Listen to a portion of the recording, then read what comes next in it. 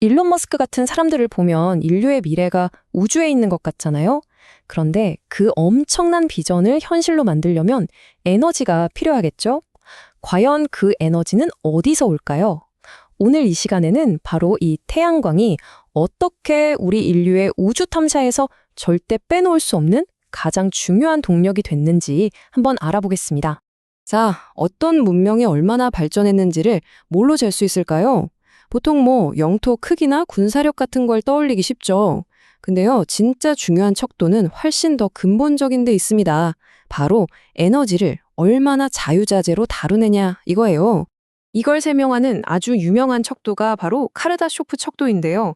문명을 총 3단계로 나눠요.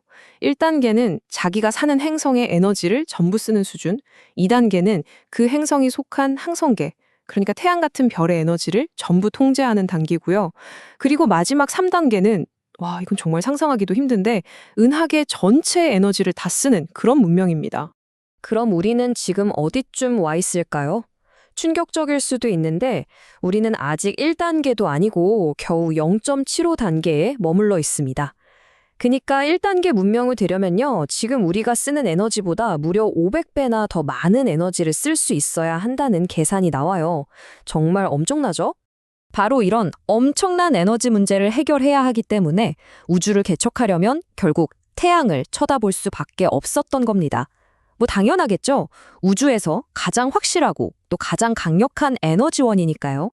이게 참 재밌는 지점이에요.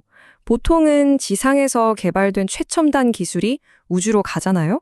그런데 태양광 기술은 정반대입니다. 가장 발전된 기술이 오히려 우주에서 먼저 쓰이고 이제야 그 기술이 우리 지구로 내려오고 있는 거죠. 생각해보면 당연해요. 텅 빈 우주 공간에서 석유를 파낼 수도 없고 바람이 불어서 풍력 발전기를 돌릴 수도 없잖아요. 게다가 인공위성처럼 궤도를 계속 돌면 지구처럼 밤낮이 바뀌는 것도 아니고요. 햇빛을 가리는 대기도 없어서 그냥 에너지를 100% 그대로 받을 수 있죠. 그러니까 인공위성이든 나중에 지을 화성기지든 사실상 유일하고 또 꾸준히 에너지를 공급받을 수 있는 건 태양광밖에 없는 셈입니다. 좋아요. 그러면 이 네모난 패널이 도대체 어떻게 햇빛을 받아서 전기를 만들어내는 걸까요? 그 원리가 과학적으로 정말 기가 막히게 우아합니다. 자, 광전 효과라고 부르는데요. 크게 4단계로 볼 수 있어요. 첫째, 태양에서 온 빛 알갱이, 즉 광자가 반도체에 딱 부딪힙니다.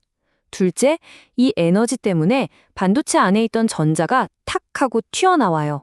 자유롭게 움직일 수 있게 되는 거죠. 셋째, 바로 이 부분이 핵심인데 반도체 안에 미리 설계된 PN 접합이라는 전기장이 있어요. 이게 경찰관처럼 튀어나온 전자와 그 빈자리, 전공을 서로 다른 방향으로 쫙 갈라놓습니다. 너는 이쪽, 너는 저쪽 하고요. 마지막으로 이렇게 한쪽 방향으로 정렬해서 움직이는 전자들의 흐름이 바로 우리가 쓰는 전류, 즉 전기가 되는 겁니다. 그런데 모든 태양광 패널이 다 똑같지는 않아요. 여러분 집 옥상에 달려있는 거랑 저 멀리 우주에서 누리호를 움직이는 패널은 차원이 다르다고 할 수 있죠. 이 표를 보시면 그 차이가 확 들어오죠.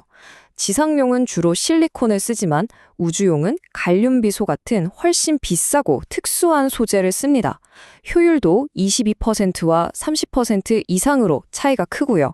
특히 구조를 보면 지상용은 한 층으로 되어 있는데 우주용은 텐덤이라고 해서 여러 개의 얇은 막을 겹겹이 쌓아 올려요. 왜냐하면 각 층이 서로 다른 파장의 햇빛을 흡수해서 버려지는 빛 에너지를 최소화하고 효율을 극한까지 끌어올리기 위해서죠. 자, 그럼 이 우주용 태양전지 가격이 얼마나 할까요? 가로 4cm, 세로 8cm, 정말 손바닥보다 작은 이 조각 하나가 약 100만 원입니다. 100만 원이요? 왜 이렇게 비싸냐면 아까 말씀드린 갈륨비소 같은 재료도 워낙 고순도로 만들어야 하고 이걸 겹겹이 쌓는 제조 공정 자체가 정말 상상 이상으로 복잡하고 정밀하기 때문이에요. 아니, 그렇게까지 비싼 걸 써야 하나 싶으시죠? 그런데 우주에서는 얘기가 달라요. 우주선을 쏠 때 무게 1g을 줄이는데 수백만 원이 들거든요. 그러니까 조금이라도 더 효율이 높아서 패널 크기를 줄이고 무게를 가볍게 할 수 있다면 그게 훨씬 이득인 거죠. 수조 원짜리 프로젝트 전체를 생각하면 이 패널 가격은 오히려 합리적인 투자인 셈입니다. 자, 이런 배경을 가지고 다시 일론 머스크 이야기로 돌아와 보죠. 흔히 알려진 것 중에 머스크가 우주에 거대한 데이터 센터를 짓고 있다는 얘기가 있잖아요. 근데 실제 계획은 그것보다 훨씬 더 치밀하고 영리합니다. 그러니까 정말 일론 머스크가 막대한 전기를 쓰는 서버 덩어리를 통째로 우주로 쏘아 올리고 있을까요? 아마 많이들 들어보셨을 텐데 진실은 약간 다릅니다. 네, 바로 이겁니다. 많은 분들이 오해하는 게 왼쪽처럼 전기를 엄청나게 잡아먹는 GPU 서버가 가득한 데이터 센터가 우주를 떠다닌다고 생각하는 거예요. 하지만 현실은 오른쪽입니다. 우주에 떠있는 수많은 위성들은 데이터를 수집하는 역할에 집중하고요. 진짜 어마어마한 양의 데이터를 처리하고 분석하는 핵심 연산 작업은 사실 지구에서 이루어집니다. 그 핵심 기지가 바로 콜로서스라고 불리는 지상 데이터 센터인 거죠. 이게 바로 머스크의 진짜 전략이에요. 첫째, 가장 힘든 일, 그러니까 방대한 데이터 처리는 안전한 지구에서 합니다.